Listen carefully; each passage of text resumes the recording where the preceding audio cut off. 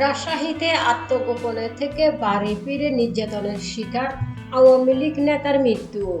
রাজশাহীর ফুটিয়া উপজেলায় আত্মগোপন থেকে বাড়ি ফিরে নির্যাতনের শিকার অলিউজ্জামান ওরফে মন্টু এক আওয়ামী লীগ নেতার মৃত্যু হয়েছে। ঘটনার প্রায় 4 মাস পর ঢাকায় চিকিৎসাধীন অবস্থায় আজ শুক্রবার বিকেলে তিনি মারা যান। অলিউজ্জামান পেশায় একটি বিদ্যালয়ের প্রধান শিক্ষক ছিলেন।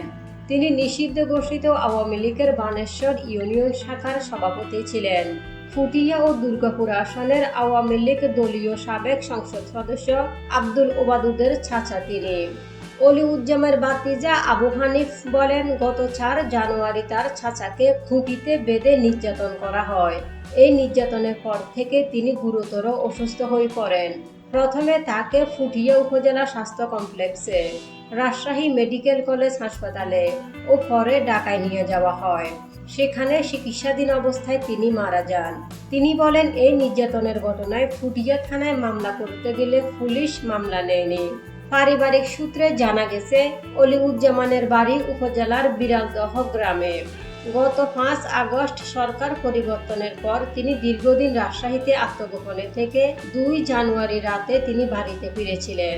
4 জানুয়ারি সকাল 10টার দিকে তিনি পাশের মাইপাড়া বাজারে চা পান করতে গিয়েছিলেন।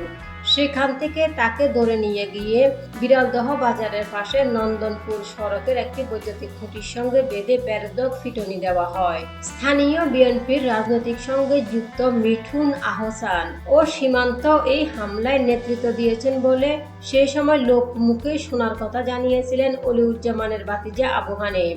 তবে এই অভিযোগ অস্বীকার করে মিঠুন দাবি করেছিলেন আহসান ও সীমান্ত ঘটনাস্থলে ছিলেন না।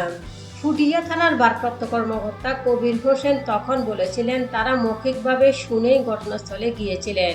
অলিউজ্জামানকে প্রথমে ফুটিয়া হাসপাতালে, পরে রাজশাহী মেডিকেল কলেজ হাসপাতালে পাঠানো হয়েছে।